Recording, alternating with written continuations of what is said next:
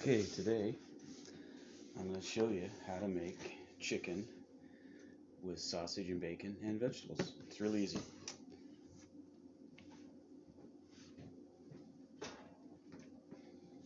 So put the chicken in there.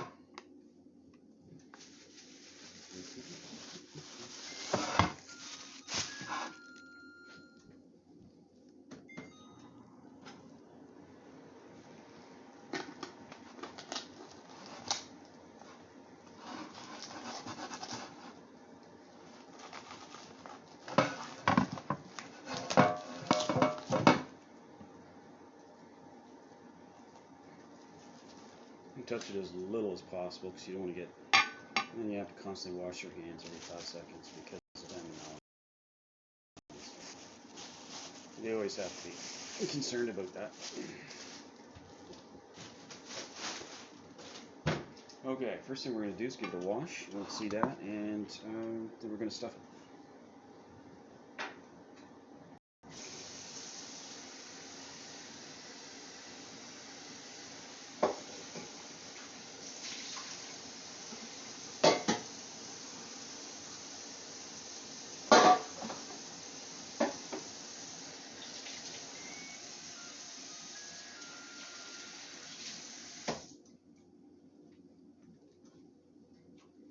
Okay.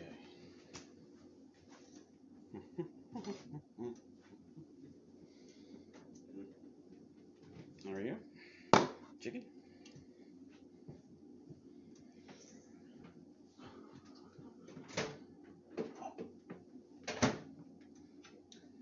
And we'll just make some store-bought stuff. It's super easy, so that's what we'll do. And it tastes just as good. Well, almost as good.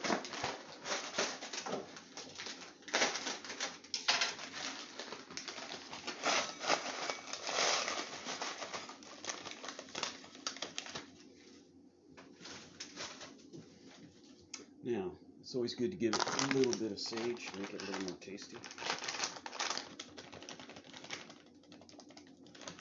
There we go. Chug it in.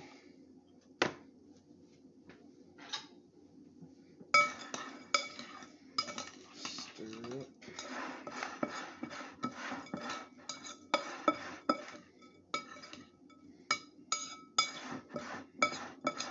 Now, another thing you can do to give it a little extra flavor is put some onion in. Alright. Just a little bit of onion.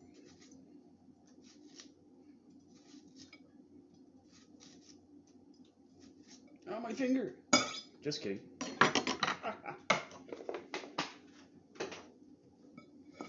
Now, stir that up really good, and then we'll stuff it in the chicken.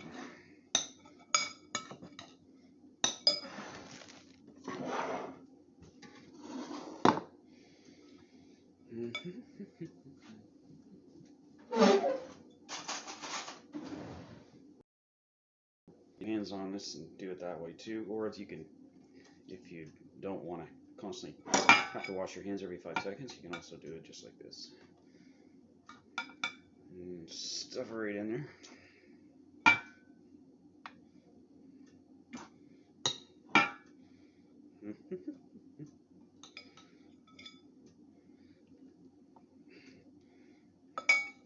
Surprising how much stuffing a chicken can take. It doesn't seem like it's that big a chicken, is it?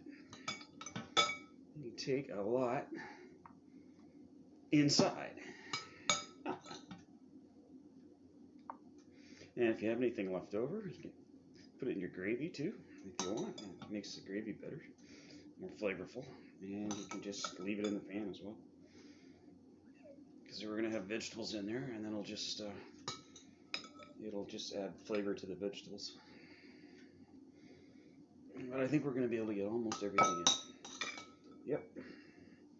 There. Look at that. It's pretty darn good. Okay. Put that aside.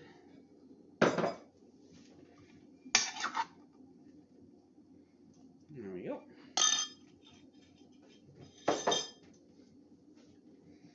Okay. Now we're going to to fill the pan up with potatoes and carrots. I don't know how many potatoes are going to be able to get in there, but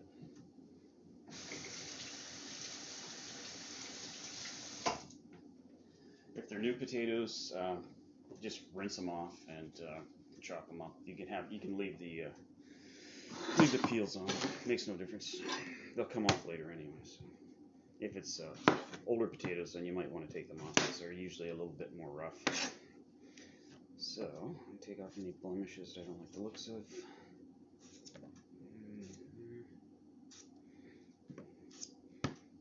Okay, and then we just chop them up.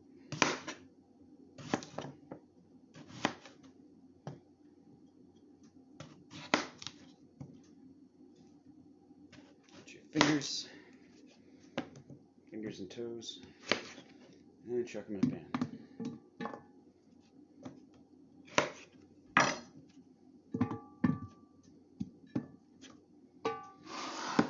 Okay, now here's some carrots.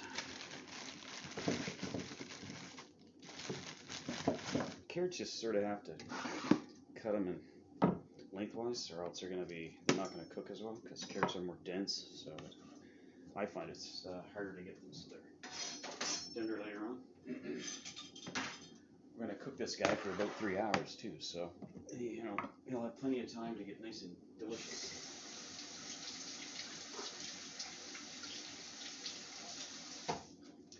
Once again, just wash your carrots, but don't peel them. The flavor will be better if you don't peel them. Okay, so just chop these guys up. And what we're going to do is cut this guy lengthwise, just like that, and chuck them in.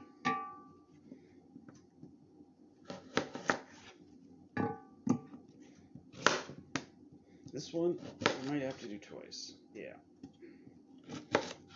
There we go. Now, I really want to have some more potato, because everybody likes potatoes, so I'm going to try to jam another one in. I don't know. We still got lots of other things that have to go in too. We've got the sausage and the bacon's got to go in too. Well, we're committed now, so let's do it.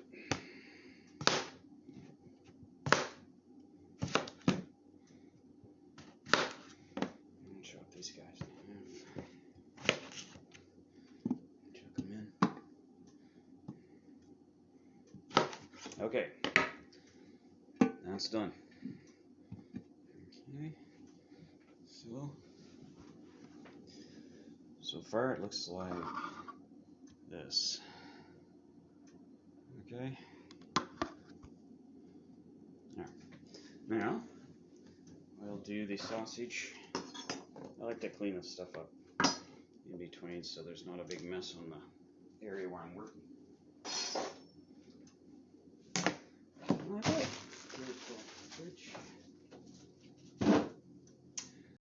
Now, wash this off. I don't think we need this big a knife, to tell you the truth, to work on the other stuff, but these are already open. I opened them before. Give me something open. I'm just going to chuck. You know what? I think I'm going to have to cut these guys in half. I don't think it's going to work if I don't. There's not going to be enough room, so I'll chop these in half. There we go. Chuck them in.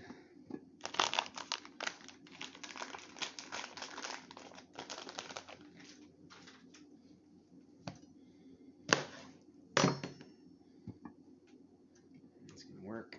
I think it's going to work. And then I'll put some bacon. I like to seal everything up, and that sometimes makes it a little difficult to get it back open again, doesn't it? Yeah.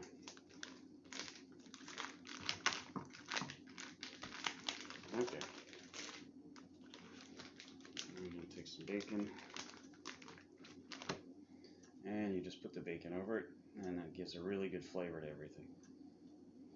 There we go. If you double the bacon, it'll actually it'll stay nice and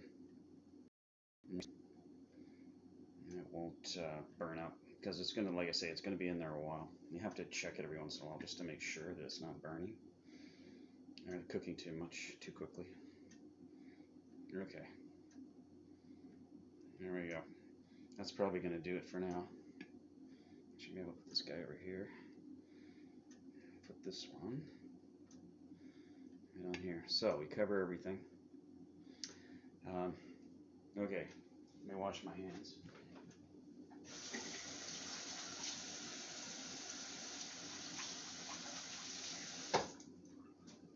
Now, one last thing that we do is to give it really good flavor. You use some just generic everyday chicken broth. This just happens to be low salt chicken broth. Any brand name's good. So we're just going to crack it open and pour it in.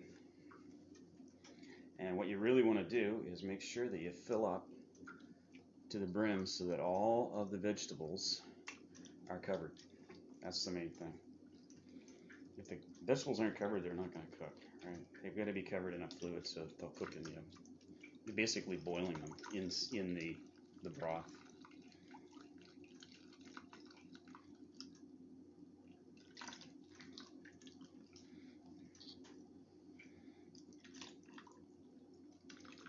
Okay, that's probably good for now.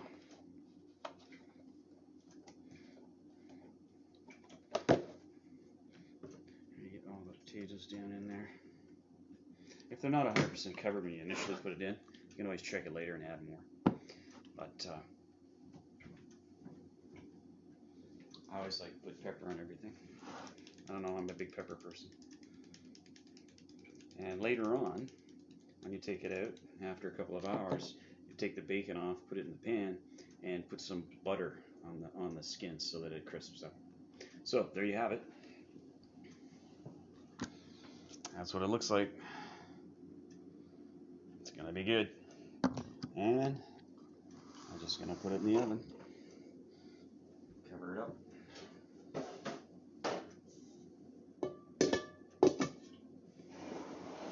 And like I say, cook it for 3